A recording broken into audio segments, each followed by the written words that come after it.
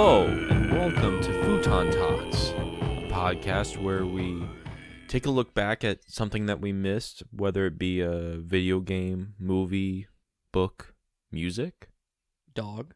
Who knows? Today, I am joined by Joshua Castro. Joshua Castro, that's my name. And my name is Christopher Midling. And today we're talking about the Pathless, Ooh. a game that came out not too long ago, only 2 months ago. So yeah, we didn't miss it by any means. We kind of missed it because there were other things to play. Here's the thing. We're talking about this because we're going to see if you guys missed it. This episode is your fault. And we're trying to see if we can tell you if you've missed anything. I don't think this game has been getting a whole lot of attention, do you? No, I don't think anyone's actually buying it. It reviewed well from certain websites, but I just haven't heard anything. Like, you know how when a game is being played a lot, you see it on like the YouTube front page or you just your friends talk about it. I haven't heard a word about this game from anyone but you. And that's because we're doing this. So yeah. Yeah, it's weird that this game is kind of getting overshadowed by games like Bugsnax even, because Bugsnax was free. So that helps. That does help. I could see this being a free game in the coming months. I could see that. I think I'd be... I'd be a little saddened. It's sad because it's quite good. Yeah. And, yeah, it's interesting. I agree with that, though. I could see it being a free offering at some point. Yes. In previous episodes, I talked about how this was my game of the year. Do you stand by that? I think that should be the first question. Do you still think this is your game of the year? Yes and no. Ooh. Because there's so many games that came out this year. It's been a very long year, and we're recording this on the last day of the year. Oh, dude, you're right. I totally forgot about that. And so now you can give a definitive answer. I think this is still my game of the year. That's interesting. And I can't wait to discuss. But first off, I kind of want to just lay it out there what the game is about and kind of how you are introduced to the world of the Pathless. So you play as this young girl who's a hunter, and she's only referred to as the hunter. Yeah. And she's a master of archery and falconry. Oh yeah. Oh yeah. And she arrives at this island on like a little rowboat. Mm-hmm. And her goal is to cleanse this curse that has ridden this land. Shortly after she arrives, she finds what we learn to know is the Mother Eagle, who is this. She's the mirror of all the mother of all the spirits on the land, and she's dying because this curse is defeating her. Yeah. It's really sad watching her die. Yeah, she's I think they do a really good job of making the beasts and the animals in this game look like they're in pain. Yeah. Which sounds weird. No, you definitely sympathize with them, and it hurts looking at them. Yeah. Suffering pretty much, which should be natural. Yeah, they communicate the suffering very well. So I thought I agree with what you said. Yeah. So then the hunter tries to purify its soul before the curse corrupts it, and this is our first encounter kind of with the Godslayer, who stops her from doing so. Yes. And in the end, you don't cleanse the spirit of the eagle, but you get the resurrection of it through your eagle companion, who you take with you, and you are sent to the rest of the land, and the Mother Eagle is speaking to you, and she's saying, "Please cleanse my children and defeat the Godslayer before he destroys the world." And that's the beginning of the game. Yeah. Now, Josh, when you first played this game, tell me, how did you feel? I really liked it. Mm-hmm. I think it's a very beautiful game, and I think that it does progression very well in a very simple way. Yes. I'm trying to think about my primary or my first impressions. At first, so I tried this game and then came back to it later. Yeah. And I felt it was a little bit of a slow start Mm-hmm. and can be a little, because the rest of the game is really fast. So when you're walking in the beginning of the game, it's really slow. It's very slow. Which they do for a reason, but Yeah. unless you play through to the fast part, I don't think you see the reason. Mm-hmm. You just think it's slow. Yeah. So I agree with that. I was like, no, this is a slow game. But primary response. Okay, I'm trying to think of like the first just words that would come to my mind in regards to this beginning. It would definitely be like atmospheric, melancholy, Mm-hmm. and then just beautiful. But the thing that struck me the most from the beginning of the game, my first big impressions, were your relationship with the eagle, Yeah. right? Yeah. And especially how when you're caught by the darkness, you have to like pet the fire out of the eagle. Yeah. And I don't know if this has ever been said by a human being, but this game has the best animal petting system of any game. Yes. Just using like the left stick for your hands, and it just feels really like you're connected with it. I would have almost preferred the touchpad. I thought about that, but then I was like, but no, because it's like my left stick and it's her left hand. I guess it's true, yes. But it was really weird. It's like this really weird thing where I started to love petting the eagle. Mm-hmm. I'd always pet him twice. Yeah, I'd me pet too. the fire out, and then I'd pet him Pet him until he got the again. good spot, to like the gold spot or whatever. So, I think just my primary impression was how well they link you to your eagle, especially because, like you said, with feeling bad for the animals in pain, Mm-hmm. when the darkness catches you and your eagle's like lying on the ground, like writhing in pain, like that's a sad eagle noise. Yeah. I don't know what they did to the eagles in the recording booth, but they did a really good job of making it like, my friend, Yeah. But I want to know this. Did you name your eagle? No. Really? No. Why did you name your eagle? I did, but I played this with my sister, Okay. so we were talking about it the whole time. So I guess that's probably why we ended up doing Was it that. hockey or? It was named Derek. Derek. It was great though. That's great. But then my primary impressions were pretty much concerned with the eagle, Mm-hmm. which I think might be a surprise because most people would imagine that it would be the movement. But I don't think the movement comes into its own at all until at least the second area. I agree. So tell me what you thought about it, though. What were your thoughts on the first? And when I say the first area, I mean up until the point where you battle Cernos, who is the first godchild of the Eagle Mother. Mm-hmm. Correct. Okay. Which, that's a good segue because I kind of wanted to go through this game through each tall one. Yeah. And like you said, the first one is Ceranos, the elk, who is the tall one in the forest plateau. So cool. Very cool. And then you go to Sauro, the lizard, in the redwood steppe, Nimu, the snake, in the Great Plains, and then Kumo, the bear, in the mountain tundra. Mm-hmm. So I didn't know how I felt about this game up until the first red storm, the first evil storm. Yeah. And that's when I think I knew that this game was really special because I've never played a game where something so destructive and evil was so beautiful. Like, I've never seen a storm like that in a video game affect the player and the world around the player. It's very cinematic when you're trying to run away from it and it just like vacuums you up. Yeah. And you're thrown into this horrible place where there's like floating dead bodies. I and know. Like, oh, okay.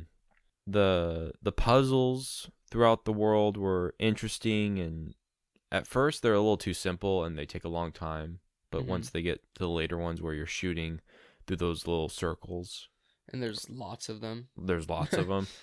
The puzzles get way better as you go.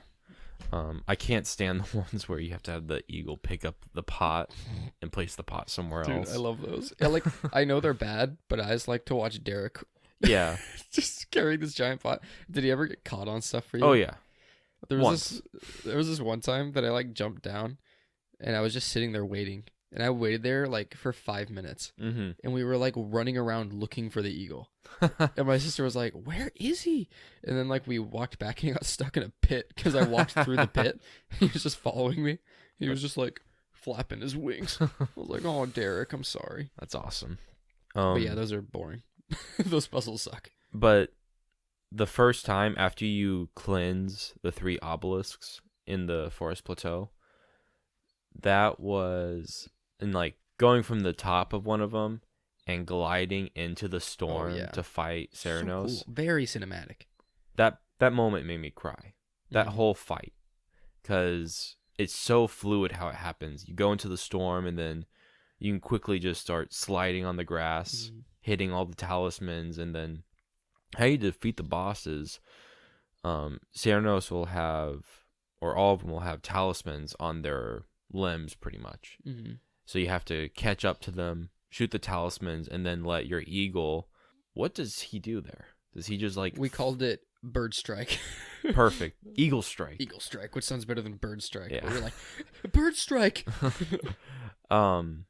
It's very cool. It's very like cool. Very anime. Yes.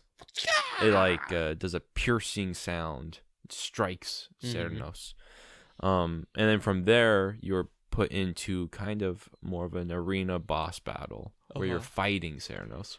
And then after you defeat Ceranos, you cleanse him, and you find out that Ceranos, which looked like an ox almost, this demon ox, is now this beautiful elk from Harry Potter. I know, he's a cute little elk boy. He's like a Patronus. That's what I thought. He looks just like that. And that's another moment that made me tear up.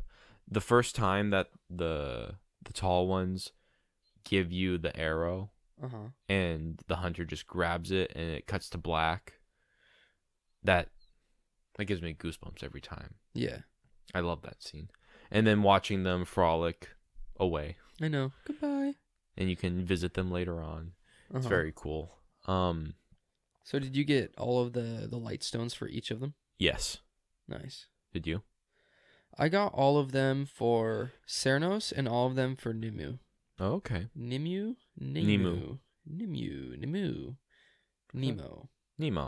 The serpent. The clownfish. The clownfish. I got all of them for 2 of them. And then I'm planning on going back and getting the rest of them, though. Yeah. It was just a time thing, just trying to finish the game. I understand. But it was good. I mean, I liked the hunt to get all of them. And especially the one from Nimue. I thought that was awesome. And I like how the storm gets... I might be speaking too far ahead, but I love how the storm becomes more and more aggressive. Yeah.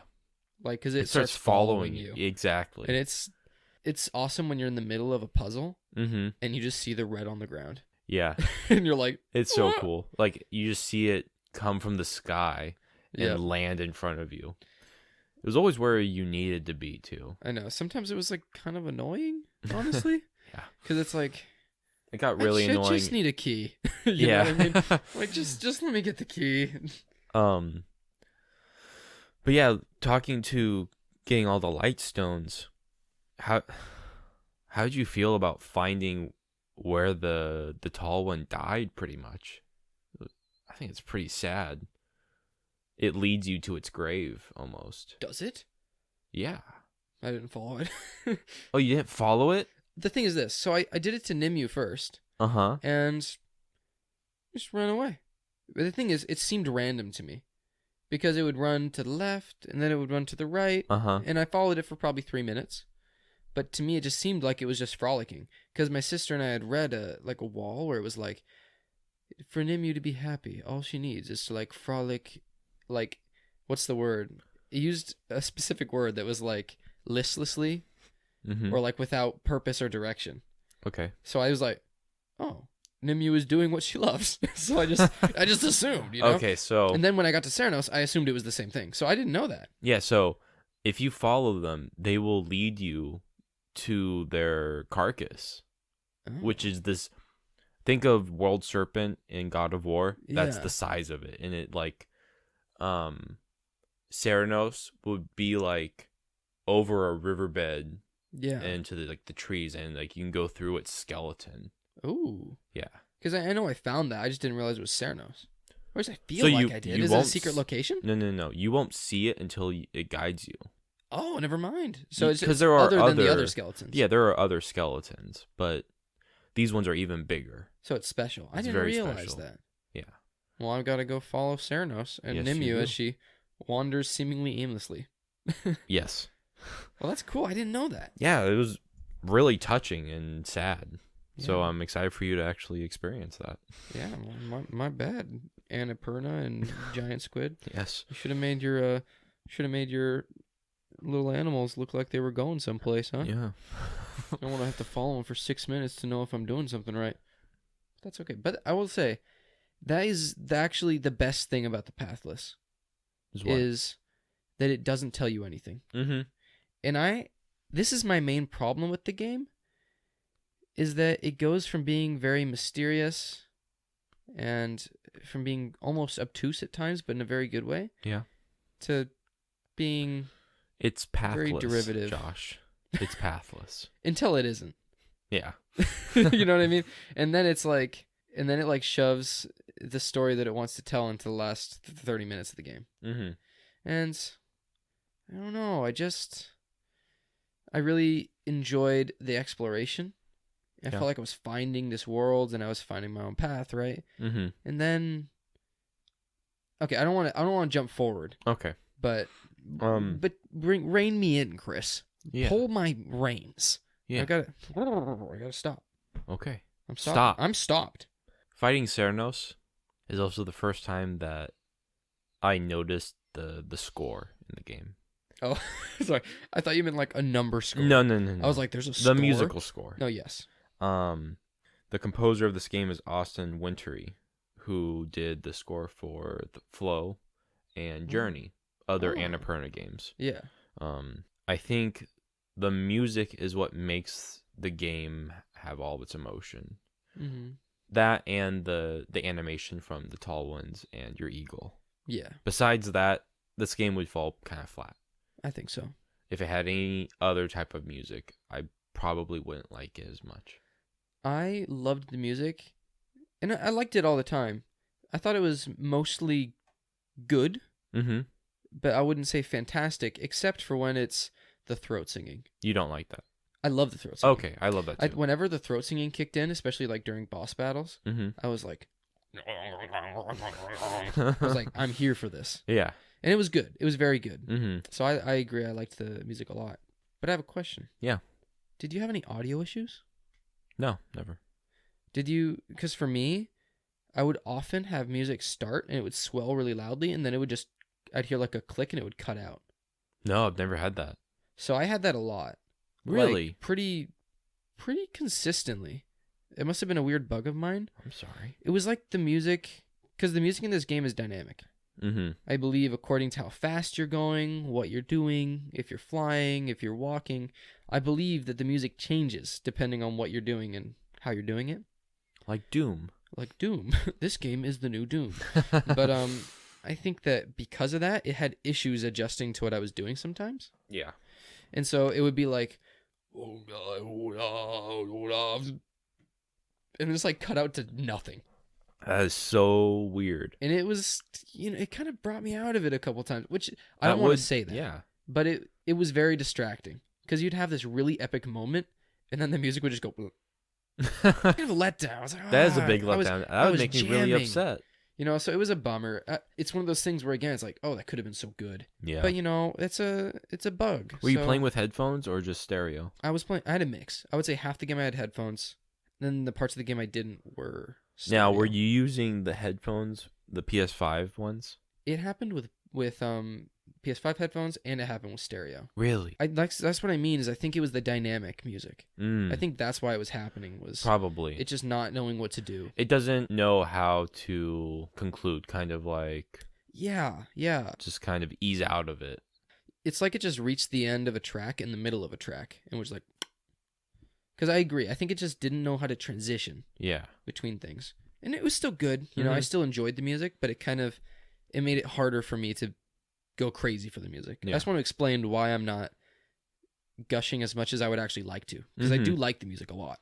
But So after Ceranos, we go to Sauron. Who is the lizard. I love Sauron. He's a cute little Komodo dragon boy. Actually, first, what do you think of the Forest Plateau? Like the initial area. The one that's not the Redwood Steppe. Yeah, I don't know why that's how I'm qualifying in my mind. But I mean, I liked it. I think the areas get better, I agree, but but I liked it. I didn't appreciate the florist. The florist. The florist. She's a good florist. Your wife's a florist. The forest plateau until after I defeated Ceranos, and when the sun is shining on it and it's showing more of the colors, I thought that's when the area really came into its own. Mm-hmm. While the other ones can almost stand by themselves before and after the cleansing. Yeah, I think so. I think the forest just becomes forgettable. I think the forest, I don't think it's the forest's fault, Mm-hmm. but it's certainly the weakest. And I wanna say something to you and see if you thought the same thing. Yeah. Because I like this game, Mm-hmm. but at the same time, the only area that's truly different is the last area. The rest are big forests. I think Nimue gets away with it because there's lots of water. Yeah. I mean, there's lots of water in all of the areas. Mm-hmm. And the thing is, it's a 6-hour to 10-hour game. I personally didn't feel too worn down by the visuals. I really liked them. Mm-hmm. But it would have been nice if Redwood Steppe didn't look like the forest plateau. Mm-hmm. You know what I mean? Sure. Especially because the last area is like totally different from the others. And Nimue's, I think, is different enough to be differentiated. Yeah. But what did you think about that? About the areas, the first three being quite similar? I liked it because they were just different enough. Because once you get into the Redwood Steppe, the trees are spread out more, Mm-hmm. and the grass is like yellow or whatever. Yeah. It's just different enough. I'll say this: I wouldn't have wanted it to be like Bug Snacks, where each direction is a completely different ecosystem. Like totally different. Like I wouldn't want canyons in one area, a forest in another, Great Plains in another, a swampy marshland in another. I wouldn't want that because that would just seem too gamey. Mm-hmm. This one felt more natural. Yeah. Like I'm ascending from a forest to a lighter forest to more of a Great Plains to the mountains. Yeah. And then from the mountains onto the floating isle. Yeah. Um And you saying that, I think you're right. I think I was being a baby. Yeah, you need to just hold your horses. I'm gonna put my big boy diaper on. But I did want to say one thing, and I'm just gonna keep interrupting you over and over and That's over. fine. I'm gonna take everything back that I said about specifically about the areas not being different enough. Because the thing is, there were a couple times where I was like, "Which area am I in?" You know, it's Okay. like, where am I getting keys for? Mm-hmm. But I will say that I think they differentiated the areas perfectly. Instead of by choosing something really, that everyone has done. Mm-hmm. Like, oh, it's a new biome, it's a new ecosystem, which they do, but it's in a natural way, like you said, and I agree with you.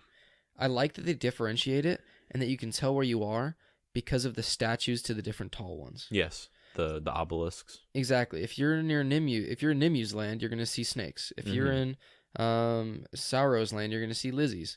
If you're in Ceranos' land, you're going to see elks. So Yeah. I take everything back. I'm wrong. I'm going to retire, and I agree with you. The podcast is over, guys. This is it, guys. Season 1 is over, and I'm going to be over as well. How'd you feel about Sauro compared to Ceranos? So here's the thing. Ceranos is easily my favorite design. I just like the way Ceranos looks.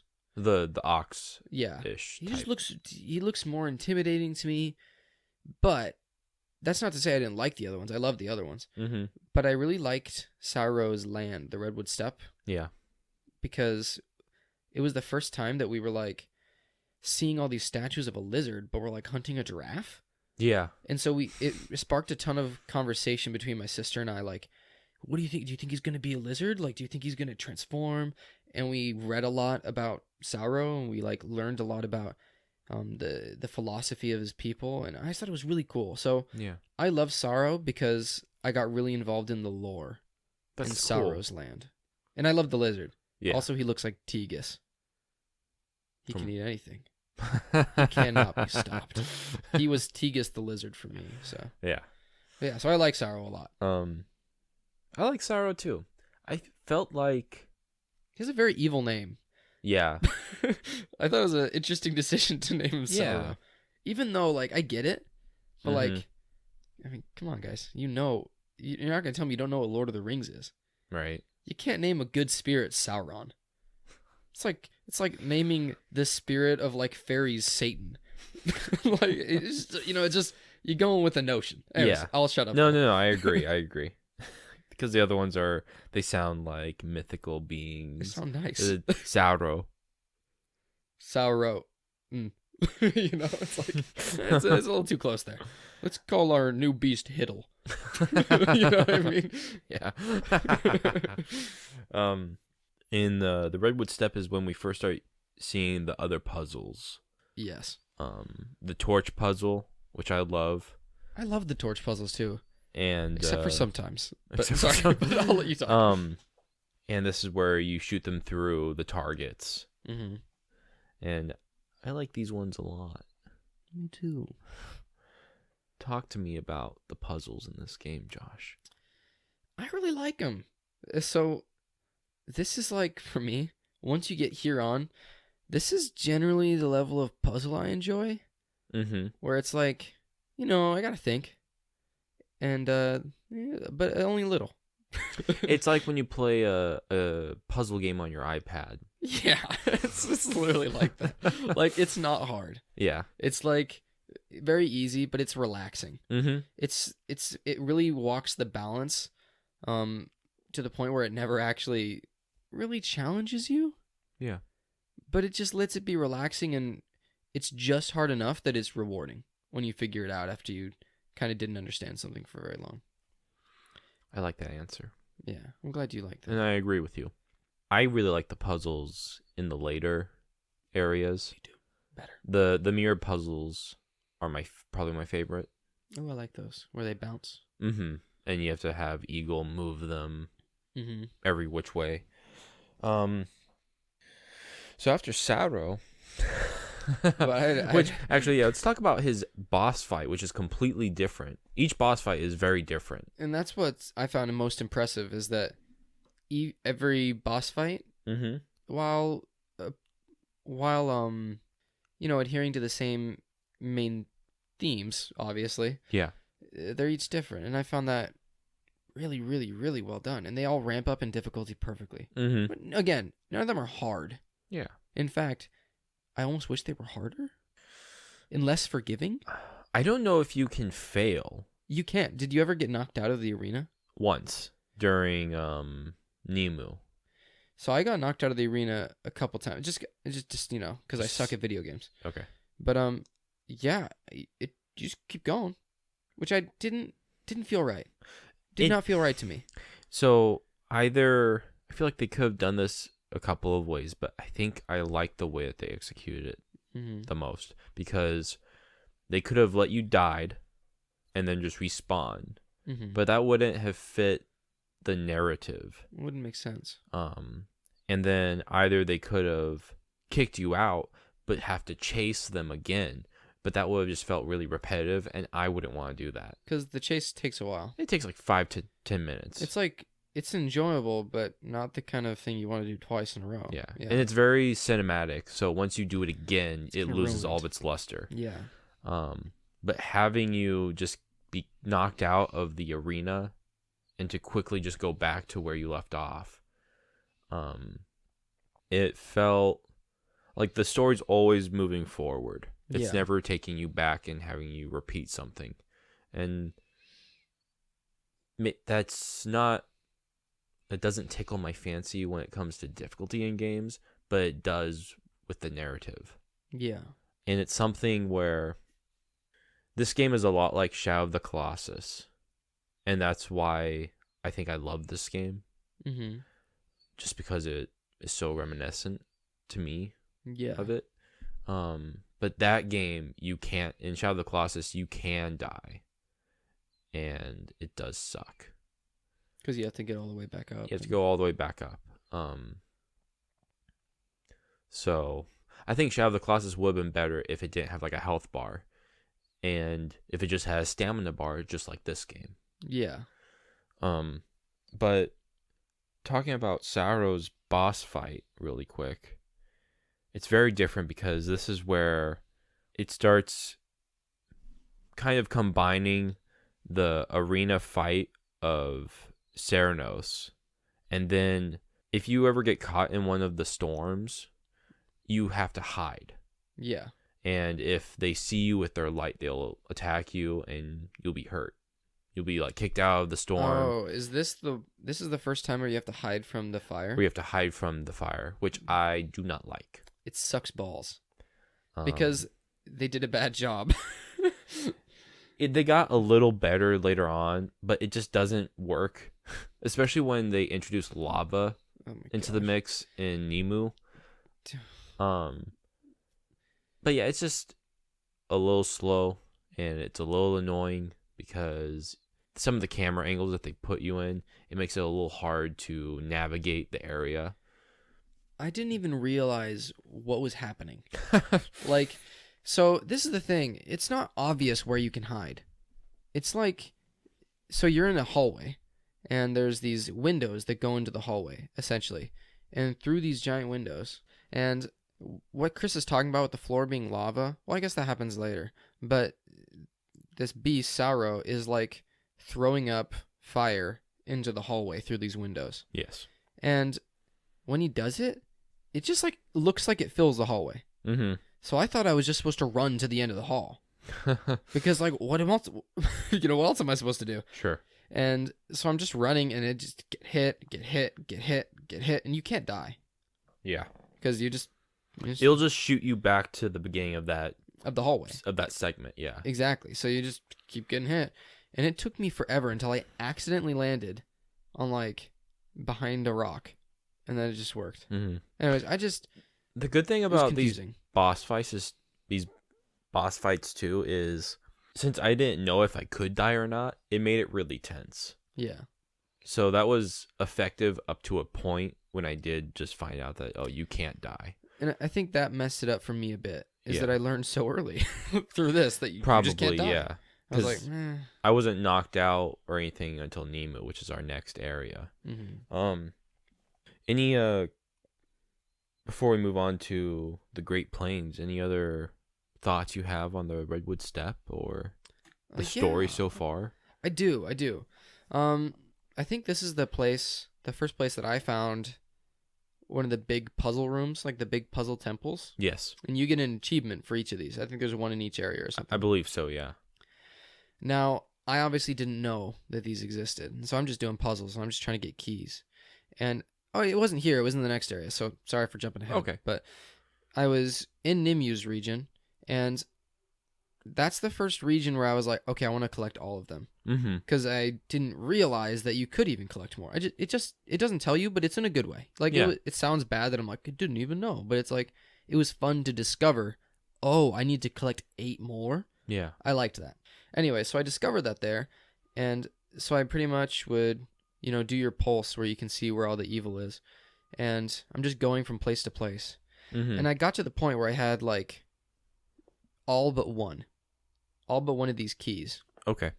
But the thing is, once you find all but one key, it seems like every place you go to just, like, gives you a bit. Mm-hmm. What did you call the yellow things? Gold orbs.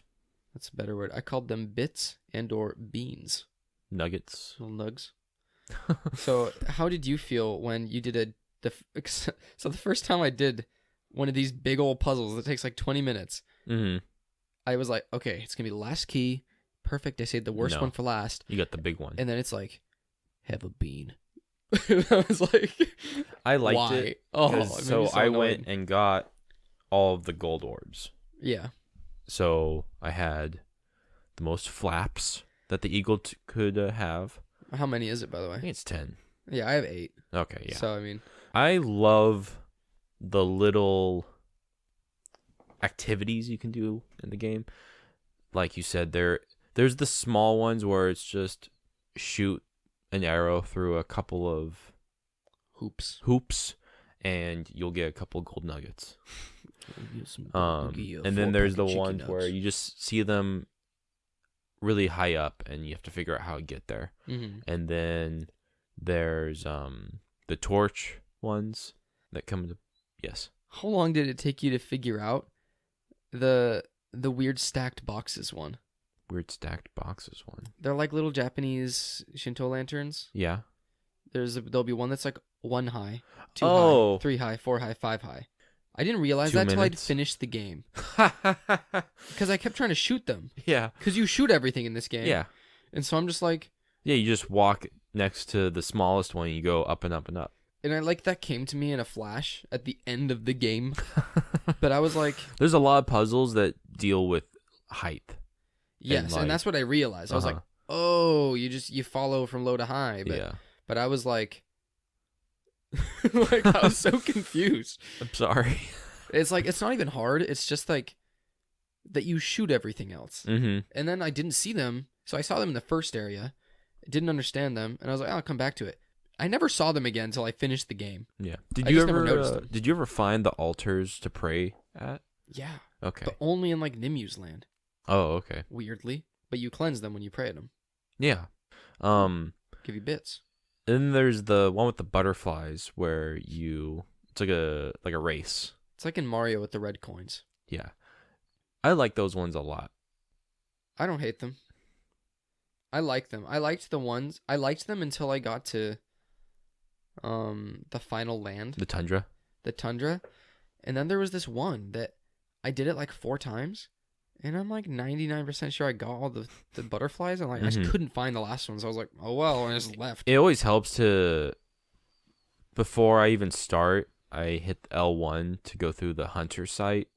So it highlights them for me. Which we didn't even talk about, because that's how you find out where you're kind of supposed to go, or it hints where things are. And it's also a really important plot point. Yeah. So you use this hunter site. Do you only get it after the Eagle Mother? You get it from the dead person. Oh, that's right. Yeah, you get the mask. That's right. There was nothing before the mask. I liked that mechanic, how it's kind of like the sword in Shadow of the Colossus, where the light guides you to the colossi. This one guides you to the obelisks and the keys to unlock them, which I really enjoyed. But enough of the Redwood Steppe. Get out of your redwoods. We're off to Nimu, which is my favorite land. the snake in the Great Plains. Slithering in the grass. And I have to agree with you that the Great Plains is my favorite as well. It's awesome, man. I love the Great Plains. It's very beautiful and vibrant.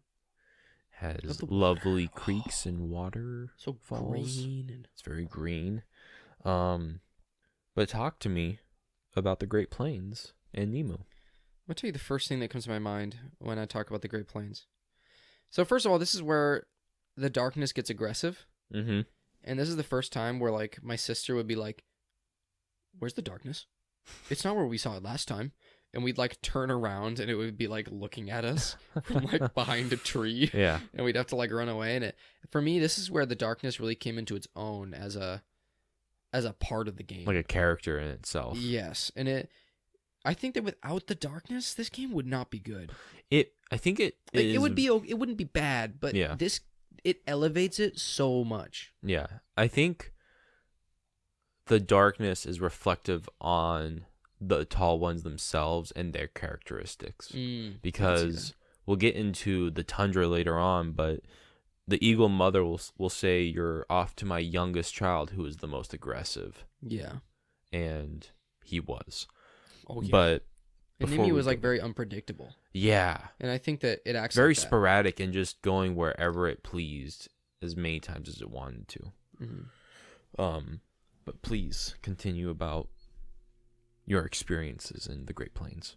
So the darkness would be the first thing, but the second thing I would think of is, again, this is where I first hunted for all the lights, the light keys, the light stones. Yeah, I first started hunting for all the light stones, and we looked so hard everywhere. Yeah, I think that the last one we had was like the Eagle Mother's like a temple. Yeah, like way up on the mountain. And we didn't go there because we thought it was in another region for like the longest time. And weird. We were just looking everywhere. And the thing is that we were on the other side of the Nimu's region. Yeah. And so it like wouldn't come up, or it would be like really, really faint. so like we wouldn't really see it. Sure. Anyways, it's not a complaint. It was just memorable for me.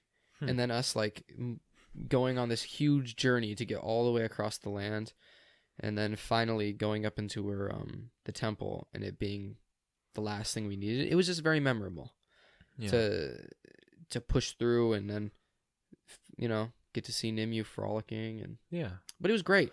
It's my favorite region. I think it's the most beautiful. Mm-hmm. The green water is just like wow. And I like the puzzles here. It's beautiful, and the puzzles are great. This is one of my favorite boss fights with the Hydra. Very cool. I think this is my favorite boss fight too. Okay. I loved it. Slow down there, Josh. We'll get there. So let me say what you're Stop trying to say. taking my fast ones.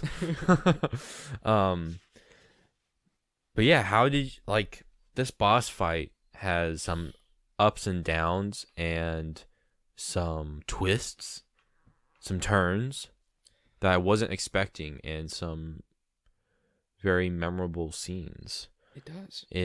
So obviously you fly from an obelisk into the storm. You chase the Hydra.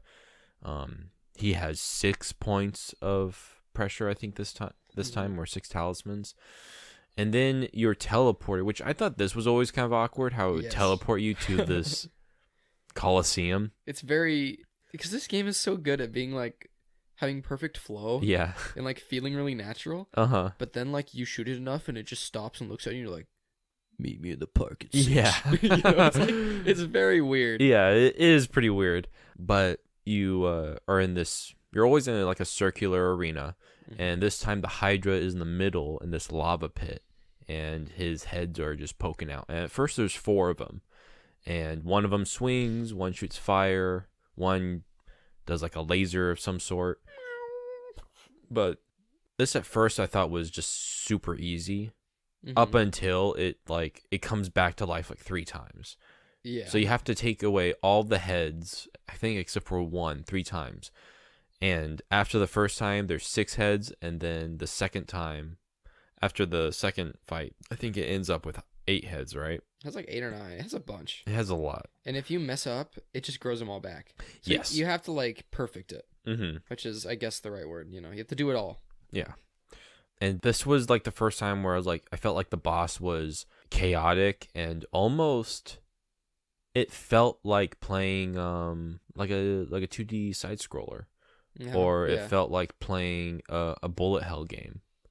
Yeah, no, it does. And I really liked that.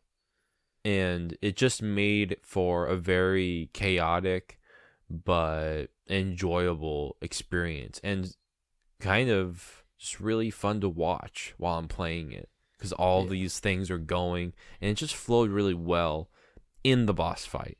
Once it starts, yeah. And in the middle of this boss fight, or right after you fight the boss, one of the Hydra's heads swallows your eagle. But the eagle protects itself with a force field. And then you have to do one of those things where you're hiding from the sight of the tall one. And you're trying to get back to your eagle to save it. Yeah. Which I thought sucked. It's like, this is at most fine. Yeah. You know what I mean? Like, it's not good. It's very much a low point. I don't like it when you have to shoot the talisman to get across, because I would always go too fast and too far, and twice I shot and it shot me to the eagle, but I went over it and went into the lava and it shot me back. Yeah, and then the lava, of course, it bounces you all the way to the beginning. It took me out for a little bit, but I was able to get back into the mindset. But tell me about your favorite boss fight so far. This would probably be my favorite boss fight. I think Kumo's pretty good. But this is better than Sauro for sure. Mm-hmm. It's better than Ceranos. The Godslayers is very... We'll get there. Yeah, we'll get there. What are you doing? I think Nimue is better. I like Nimue. Okay. I think that the part where you have to hide... I just don't like the hiding parts. Yeah. They're just half-baked. Yeah, I agree. But I would say this, that the boss fights in this game very much remind me of Zelda. Mm-hmm. Specifically just the feel of them. the scale, and I think this flows better than Zelda in general. Mm-hmm. But it just feels so good, and it has that classic nostalgic video game boss fight feel to it, Yeah, while still being fresh. I agree, because like when you think of a boss fight from older games, it's always something in the middle that you're dodging and then attacking. And it has like obvious weak spots, Yes. But I found it to be really simple, but really, really, really fun. So I really love these boss fights. Yeah, Especially, me too. I loved like the sections where you're just one-on-one with the Hydra, Mm-hmm. and you have to jump over the head, you have to shoot it afterwards, you got to dodge the beam, you got to dodge the bullets coming down from above. Yeah. And I thought it's awesome. Now, before we move on to the mountain tundra, I forgot to mention one thing. I believe it's after Sauro, you start seeing new talismans. Oh yeah. You see the fire talisman Yeah. that makes you faster. Mm-hmm. And then after Nimue, after Nimue, when you go into the mountain tundra, you start seeing the ice talismans that shoot you up. Yeah, as opposed to like forward. And did you ever do the precision shots? I didn't really realize you could until I was in the tundra. But yeah, Okay. I like the precision shots. I Where thought you they do were, the halfway? Yeah. Yeah.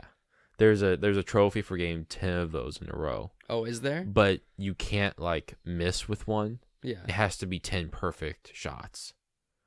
It's very hard. I was like, that'd be hard. Because It's really hard. it takes a lot of precision. I think I probably got like 4 or 5 in a row. Mm-hmm. But it's not easy. No, definitely not. But after Nimue, and when you go to the mountain tundra, you face with the Godslayer again. And the Godslayer strikes you down and kind of does a final warning. And I don't know if he thinks he killed you or stopped you, but for some reason he just hit you. You were lying on the ground and he floated away. Narratively, it doesn't make a whole lot of sense. No, I was hoping it would be kind of like a little teaser of a boss fight. It wasn't. It was not. He just beat the crap out of you. Yes. You couldn't even shoot him. It gave you no option. Or it did, but But it he did just nothing. blocks it. So maybe it was pretty good for what was to come, but I suppose. I mean, but he takes one of your flaps, yeah, he takes one of your flaps. which I didn't like. And I didn't understand this part too well because he tries to take your eagle away from you, right? And he observes it, But then he like just leaves it. and he doesn't understand what it is until the end of the game. Yeah. And I thought he was sensing its power at Yeah. first, but he was just observing it as an eagle. I know. So here's the thing, because I thought the same thing. Where he's like, "You've got a powerful eagle." I'm like, dude, it's an eagle.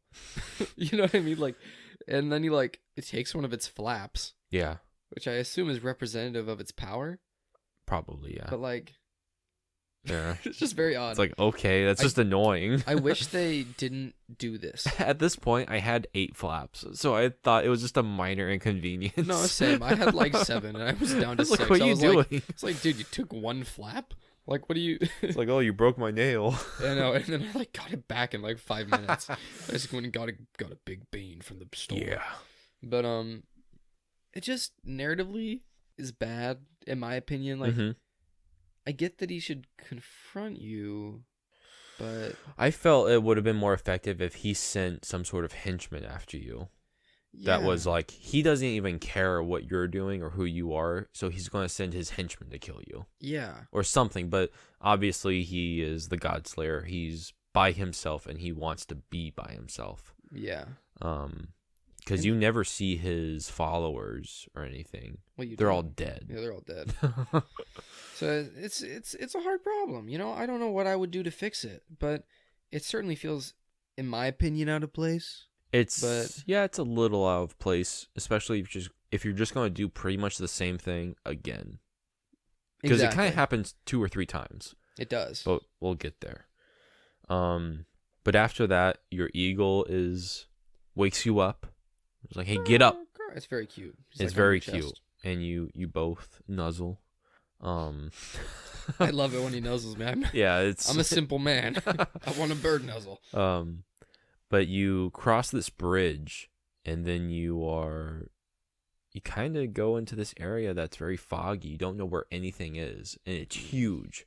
and like freaking-gantic. it's enormous. Like it's way bigger. I think it's as big as the rest of the game. It's Probably absolutely huge. Yeah. And there's a lot of verticality to it, especially. Yeah. Because on the cover of the game, you see these two eagle statues right below the floating isle. And this is where the game, or where the tundra takes place. But that's just a very small portion of the tundra. Yeah. Which, this is probably second favorite area. I'll have to think about it a little bit more, but it's definitely, it's different.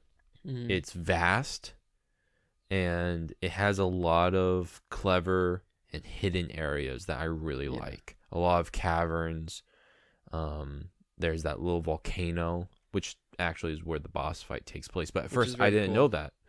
I just went there, and I was like, "Oh, this is cool." But then when I saw the arena, I was like, "Oh, it's the boss fight." So there's nothing here for me. Exactly. It's like I got down to the bottom. At first, I was like, "Ooh, is it gonna be a big puzzle?" And I got down to the bottom. I'm like, "And I don't have enough flaps to get out." Yeah.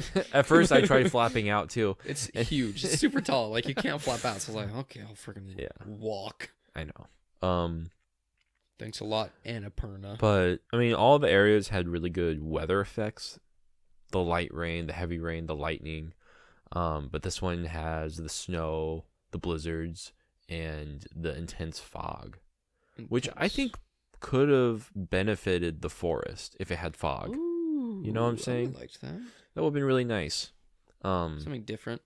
Yeah, make it more mysterious, like you're in this forbidden land. Yeah, I think that would have been cool. But talk to me about the mountain tundra and about Kumo the Bear. Kumo. Which is this hideous monster. Hideous monster with like 8 arms, and they're like human arms. I know, and then I love the arms on top of his body. Yeah, that do nothing. That are just like there. There's like, yeah. He looks like he's celebrating, yeah. Uh-huh. It's very odd. And they're like smaller. Yeah. It's like they just took a man's arms and put them on his back. Kumo's a weird animal. First of all, I like Kumo and I like the boss fight, but I'll get to that. The first thing I did was go up to the angels, or not the angels, but the birds. You know, the eagles? Yes. That was the first thing I did, and I was swiftly disappointed. Oh. Because it's just beans. I mean, it is just beans and a chest full of beans, but... It's beans and more beans. My experience going up to that mountain is, first, like, to get up there, I went to that giant tree that was on the cliff. Yeah. Which I thought was really cool. Very cool. And it was a good introduction to the new talismans to shoot you up and up and up. Yeah. But when I was going to the eagle, it was very it's beautiful up there because you can just look down and see where you've been and how the shadow of the floating isle is just taking over the entire mountain tundra. Yeah. And the entire area. But when I was going up to the eagles, Kumo's storm fell on top of it. Oh man. And it was just so cool. A little annoying because I was very close to getting up there, and then it just showed up, so I had to go away for a little bit until it left.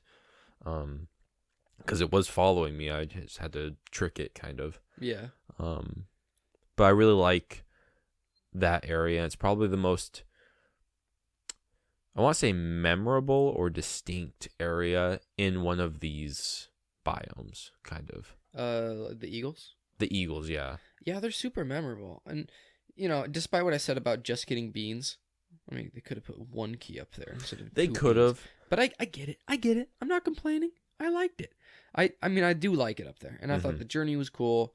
And it was awesome to be able to, like, get a view of everything. I think it's one of the highest points in the game. Besides, obviously, like, the floating isle. But, and then I went from there to go find keys. But it was awesome. I think it's absolutely gorgeous. I really wish that I'd played this game earlier. On release? Not necessarily, just that I'd had more time to play it. Because I knew we would be recording this, and I played it last night, or I finished it last night. I played until like 4 in the morning. I finished it 2 hours ago. Yeah, so they were very fresh off this game, but I knew I needed to stay up to finish it. So at the point that I'm getting to this part of the game, it's probably 2 a.m, right? Yeah. And I finished 2 hours later. So it's like I was being forced to rush. I'm sorry. It's okay. It's your fault. I'm kidding. It's not your fault. But it was kind of a bummer because I think I would have liked this area a lot more If you got to explore it more. and I wasn't focused on getting keys. If I was just exploring it.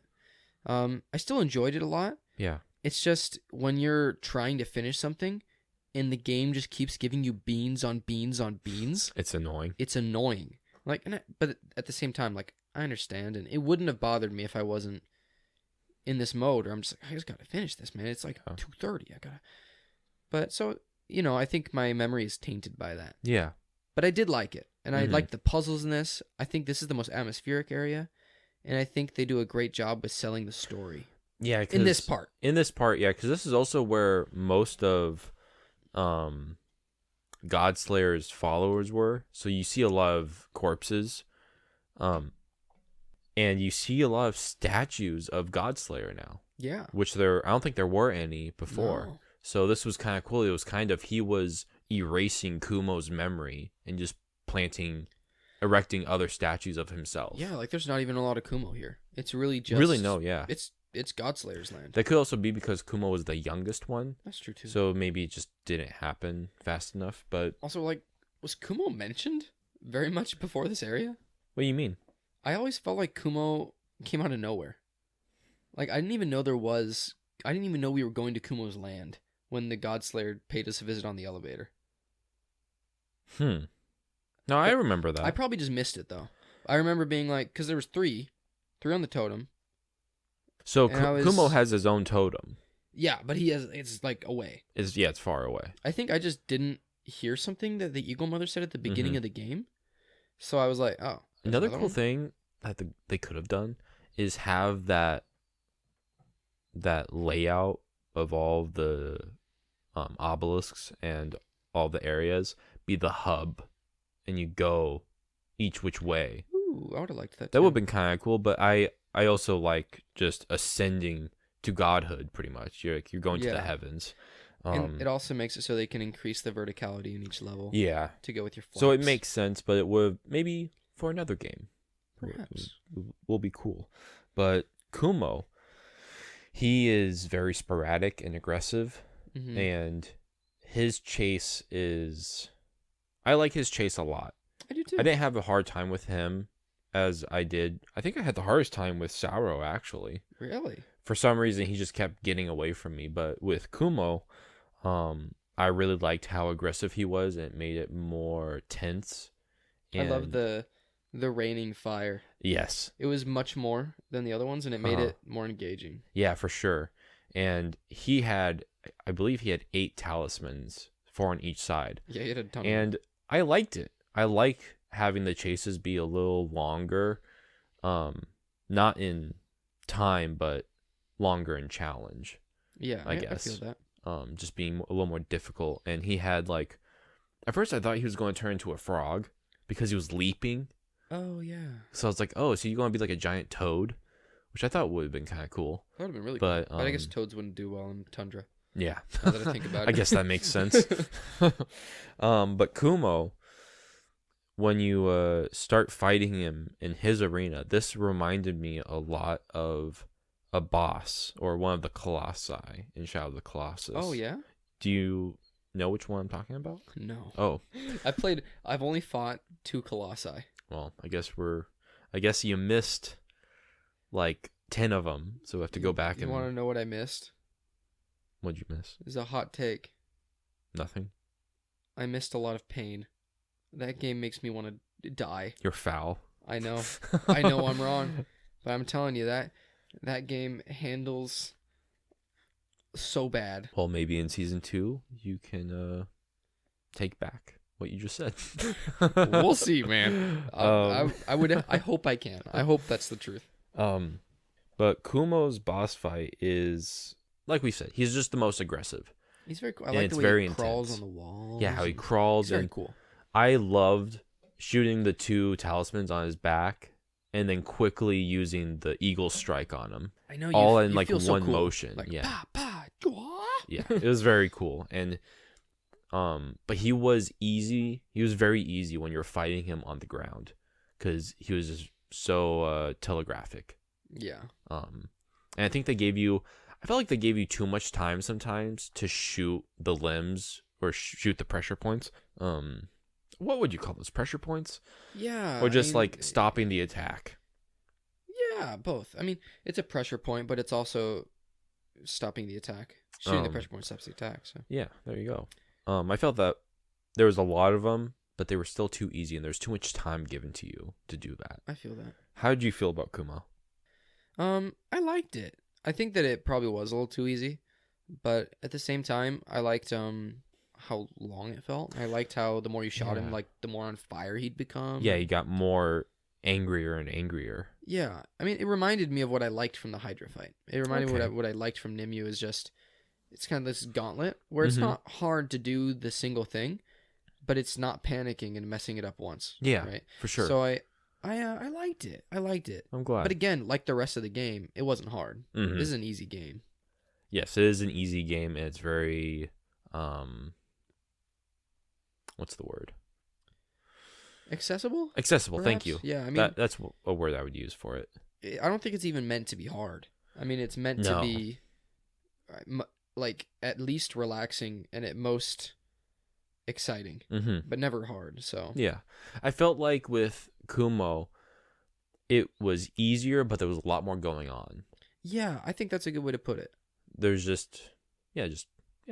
Also, sorry for spoilers to this game, like an hour and a quarter in. They're listening. They know. You chose this. You chose this for yourself. We'll probably give another spoiler warning before we actually talk about the story, because technically, we haven't actually touched on the story at all. Yeah, technically, no. We just talked about... Because up to this point, narratively, nothing... I mean, really nothing happens. You know everything that we've talked about. You kind of just know after the first 30 minutes of the game. You would assume it the second you meet Eagle Mother. Oh, I'm going to cleanse the beast. Yeah. Yeah, nothing happens. There's no story besides stuff that we haven't talked about. So, yeah. But we'll get there. We'll get there. And I think that actually this is probably a good part to maybe, do you think, right after the Kumo fight, give that spoiler warning? Yeah, I mean... This is the finale of the game. Yeah, and from here on, we're going to spoil the story that this game has. Yeah. So before we get to where we are now, would you like to walk us back through what the story really is up until this point? I'd love to. Yeah, like talk about what the lore teaches you, I suppose. Yeah, like interacting with the corpses and their memories, and then the stones with the writings on it. Yeah. The scriptures, I guess. Yeah, pretty much the scriptures of the land, right? Yeah. So, as you read these memories, which are kind of like a floating orb above a dead body, you get to hear some of their last thoughts. As you read the memories, you come to learn that there were a lot of people who worshipped each of the gods, right? Some people worshipped Ceranos, some people worshipped Saros, some people worshipped Nimue, some people worshipped Kumo, but there was a growing faction in the land that followed a man or a person who was named the Pathfinder. And their goal was to find the one true path, because people were confused about what they needed to do to, I suppose, be saved. Yeah. Or to be happy, or it was that there was confusion in the world because there was not enough direction, I suppose you could say. Anyway, so this Pathfinder rises up and he's imprisoned, and his people like lead a revolt essentially to get him out of prison, and then he leads an armed rebellion to get to a place that is called the Shrine of the Mask. Yeah. The Shrine of the Mask is in Nimue's land, and he wants it because this mask is the same one or a similar one to the one that you have. Yeah. Meaning that it shows you the spirit realm, and it shows you the paths that you can take. However, it's really cool because when you get to the Shrine of the Mask and you see all the memories, the last memory that you read is of a man who was killed by the Pathfinder after he puts on the mask. Because the Pathfinder, he puts on the mask and he sees that there is not one true path. Yeah. He sees that there's, a multiplicity of different options and whatnot. Anyways, so then the Pathfinder, I assume, becomes the God Slayer. Yes. That was always my assumption. He has the mask on. And he has the mask on, right? So he rises up and he becomes the God Slayer because he wants to destroy the world and start anew. He wants to make a world where there's only one path. And which is interesting. And yes. then he corrupts the gods, almost kills the Eagle Mother. And that pretty much leads us to where we are, where you've then uncorrupted the gods, but he's on the cusp of becoming a tall one. Yes. Becoming a full-fledged god and having the power necessary to destroy the world. He's very much like Satan in that way. Yeah, it's actually very really biblical. interesting. It is a biblical story.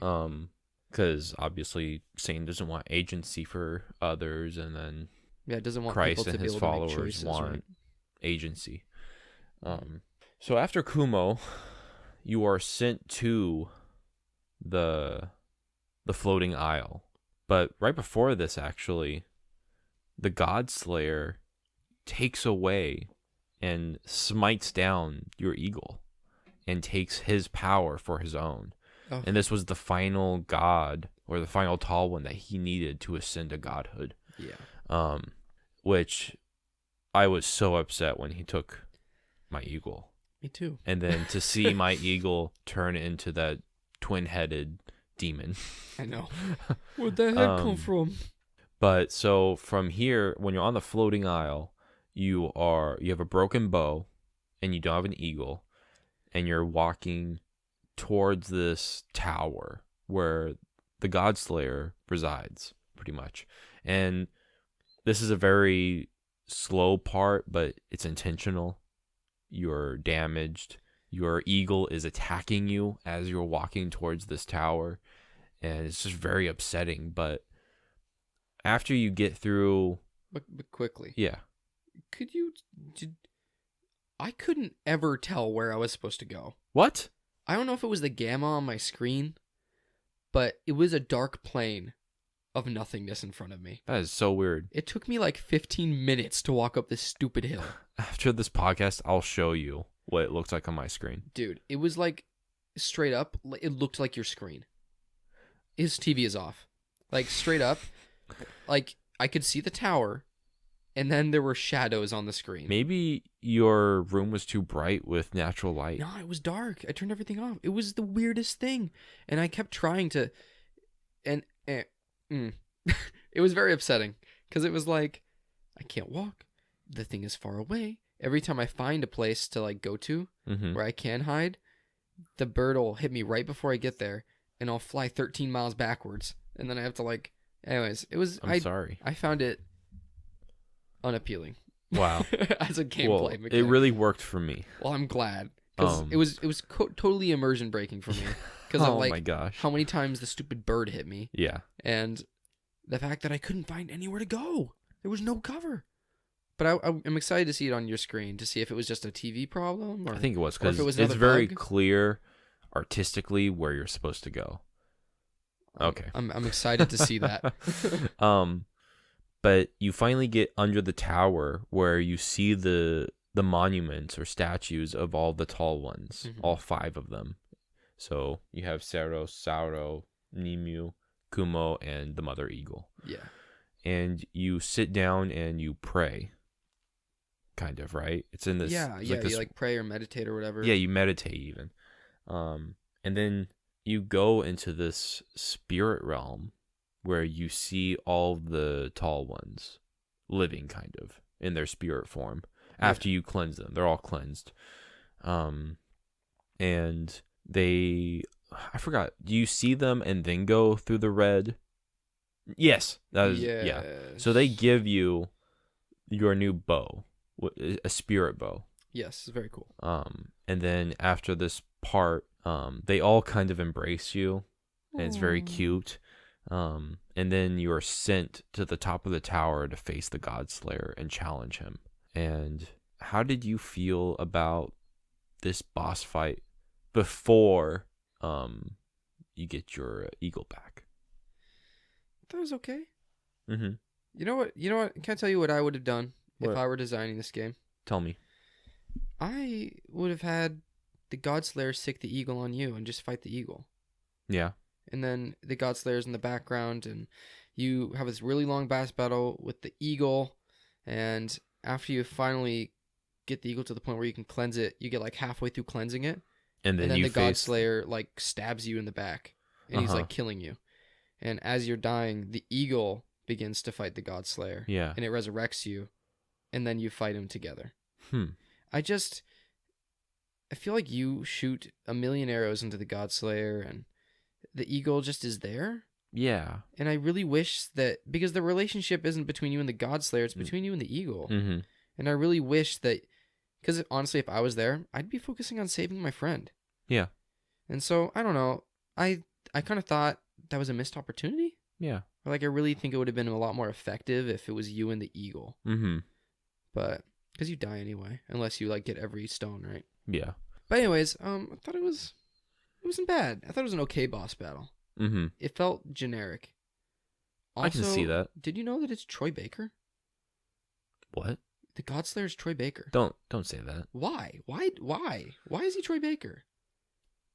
And she's Laura Bailey.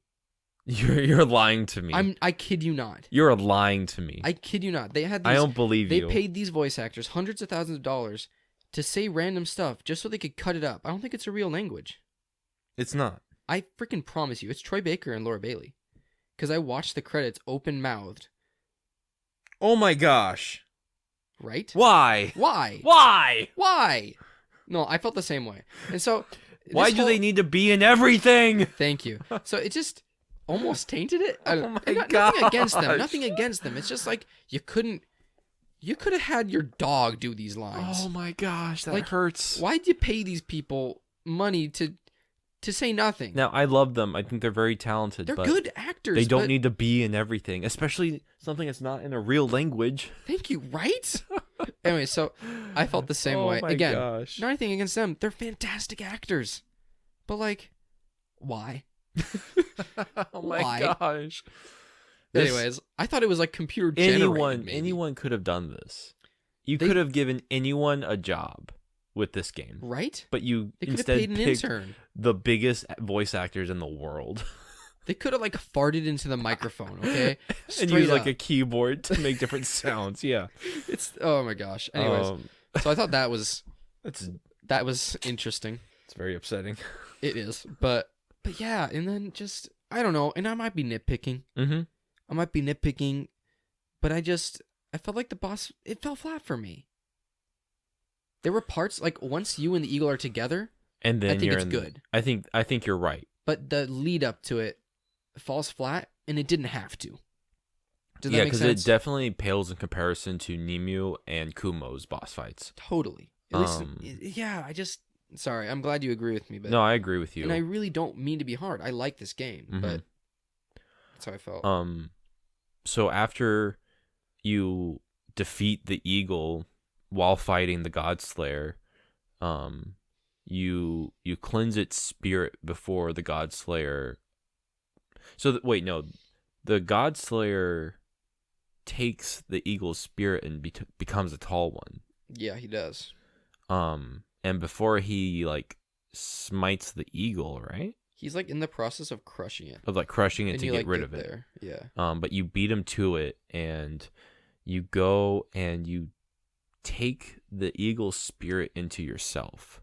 Yeah, you like become one. And you are put into this cursed area, kind of. And did you know that you can whistle in this game? I didn't until I did in that place. Oh, really? Yeah, I thought that was the bird making those No, noises. down the D-pad is whistling. And then you just do it with the cross or X button. I think it's triangle in this. It could be either. It could be any button. I think, but it was interesting. I didn't know. But you whistle, and then you start hearing the eagle cawing at you. Sad eagle noises. Yeah, and the mother eagle is guiding you kind of just through your path, and it's almost just a reminder of what's happened in the story. She's basically just saying that you've earned this, kind of. Yeah, I really like the little statues. And like, she is kind of taking you on as one of her children, it seems. Yeah. And it's at this point that you are brought back together with your eagle in his normal form. And then you have all of the tall ones and all the spirits help you from here on out, and they're kind of all in your soul now. Yeah. And you have all of their gifts. So you have like the force field and everything like that. So it's at this point it's at this point where the not dying because you had all these powers made sense in the boss fight. This part feels good because like it's like the end of Avatar, Mhm. The Last Airbender, yes. where you have everything, so he's like unstoppable and it makes sense. Sometimes games need a moment of payoff where you're just ridiculously powerful because like Absolutely. you tap into who you are, you know? Mhm. And this was a really good example of that, where it really works. It makes sense narratively and it feels good and you're like, yeah, I can finally do it. And Yeah. I agree with you. I thought it was awesome. And this boss fight was pretty chaotic. I love when he shoots the 4 giant fireballs that Oh, yeah. are like mini nukes. Yes. I thought that was really cool, and it reminded me of a bullet hell game. Yeah. Just seeing the ring of fires go from each one. But you defeat this boss, or I don't know, do you have anything to say about this final boss fight before the very end? I mean, there's not a whole lot to say about the fight. I like that your arrows are blue. Yes. You know, like the... They're the spirit arrows now, and Yeah. your talismans are blue. Exactly, that's what I mean. The talismans are blue instead of red. You're basically shooting the spirits into him, Yeah. right? Because after you do a successful shot, it shows the icon of which spirit that was. I think it goes in order as well. Yeah. And then the God Slayer does this final strike on you, where he takes all 5 spirits that he has, all of the cursed spirits that he has, and he tries to just demolish you with it.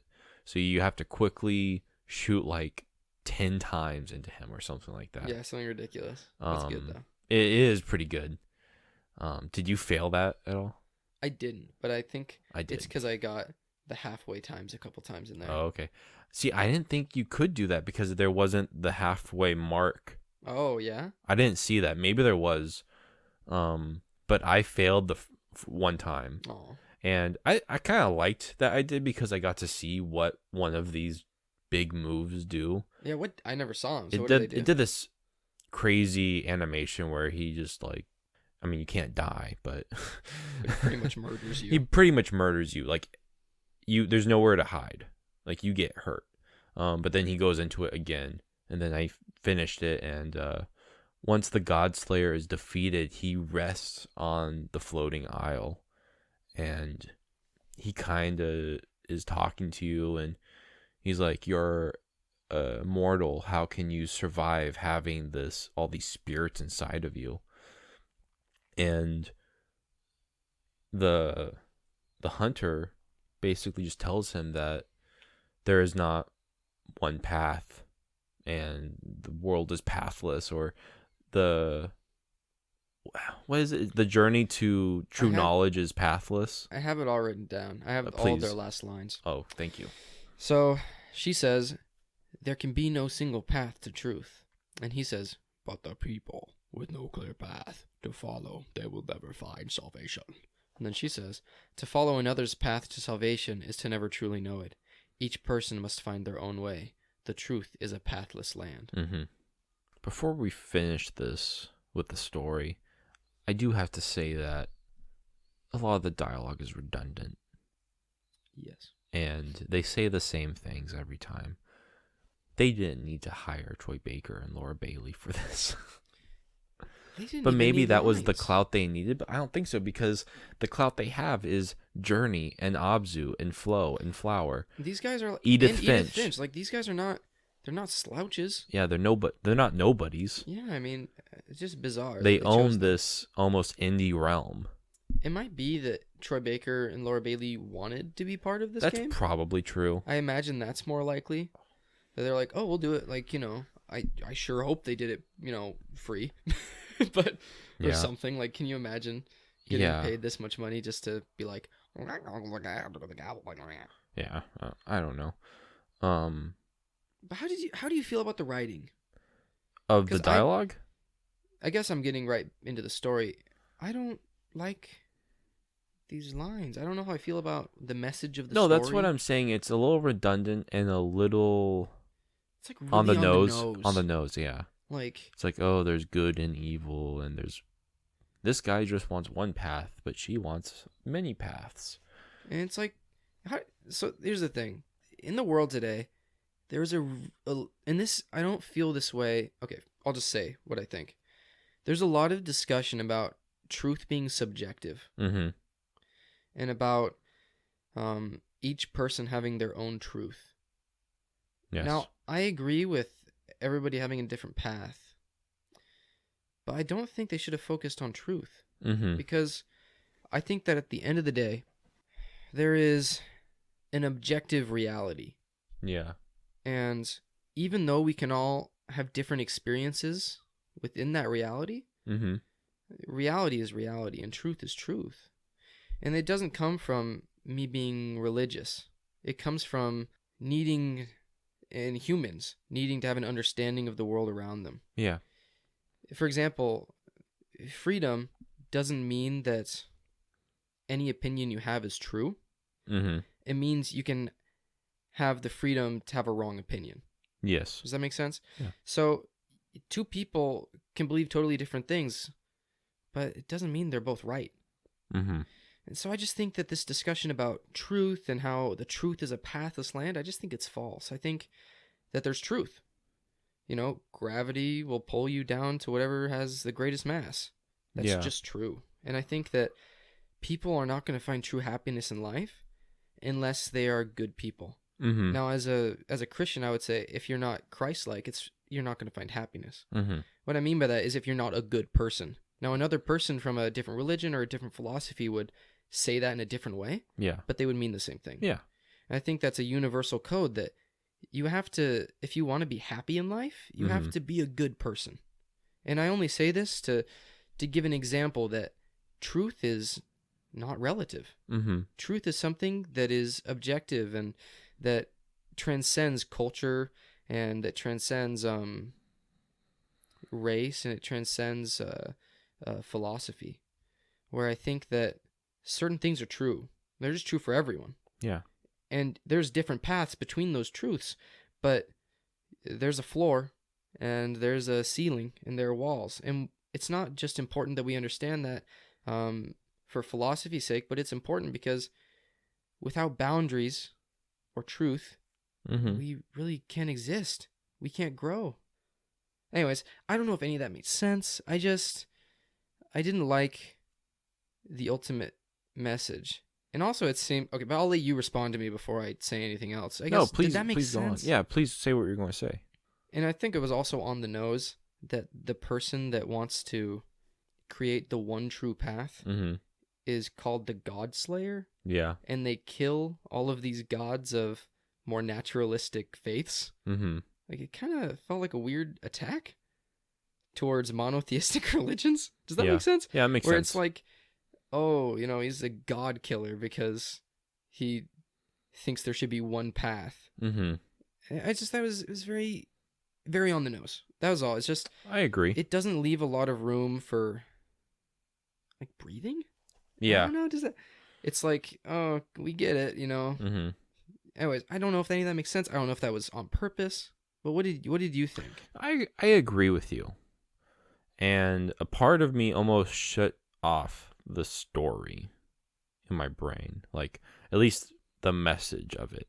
Yeah. I just kind of turned it off because it wasn't doing what I wanted it to do for this game, which I would have rather this game be more obtuse.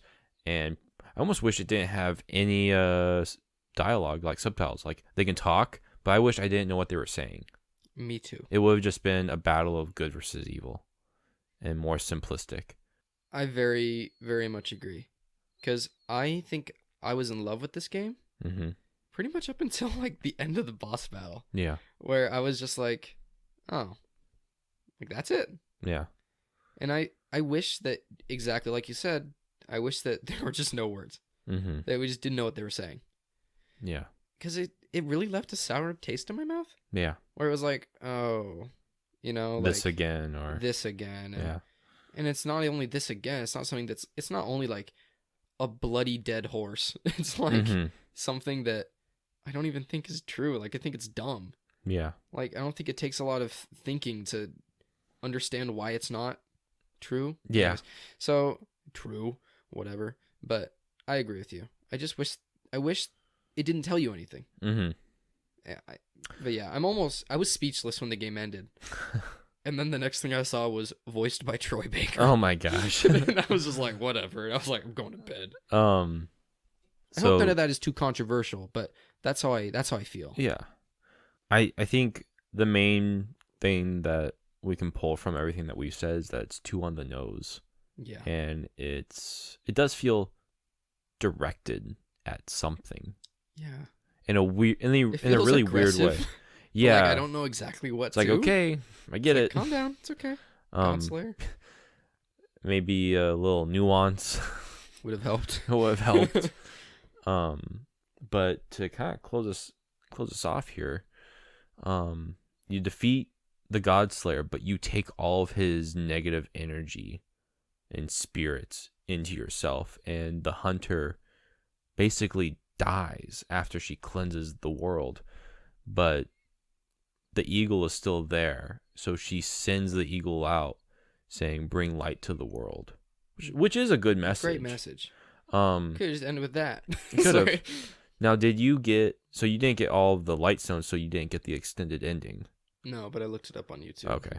But so, the extended ending is the eagle comes back, takes all the negativity out of your soul and all of the bad spirits out, or I guess the spirit of the Godslayer out of you. Yeah. And you both embrace and touch heads, and it's very sweet. Very sweet. Maybe open for a sequel. I don't know. But I'm just thinking, if you could have just taken the spirit out and let it pop like a balloon, why didn't you do that? Right. In the first place. I remember seeing that and being like, it just popped? Yeah. I thought that what was going to happen is she was going to pull the spirit out of her, and like her body was going to die, but she was going to make her into a tall one. Oh, that was because doesn't the ball come out of the tall ones really similarly? Yeah. So I thought it was going to be kind of like that. I mean, it's fine. Yeah. I like the ending where she dies better, though. You do? I like that she gave her life to do what she thought was right.